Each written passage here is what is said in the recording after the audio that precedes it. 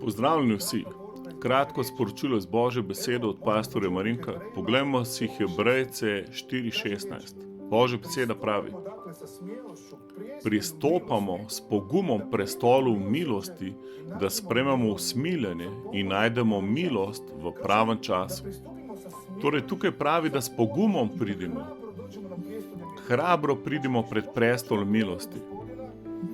Pridemo pred Božji prestol, brez strahu. Se pravi, pridemo hrabro, da sprejmemo milost.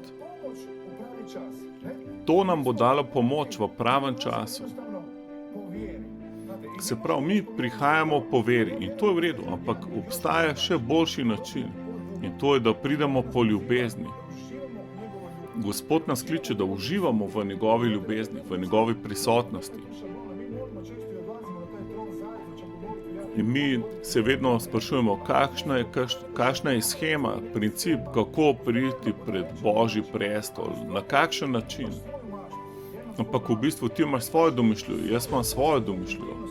Ti imaš svojo intimnost z Gospodom, jaz imam svojo. Jaz ne morem hoditi v tvoji intimnosti z Gospodom. On hoče, da ga ti najdeš, on hoče, da ti piješ in uživaš v njegovi prisotnosti. Da si napit s prisotnostjo Svetega Duha. Ohrabrujte te, da prihajaj pred Božji prestol milosti in vsak dan išči, da uživaš v njemu. Slava Gospodu, ko prejemamo njegovo milost.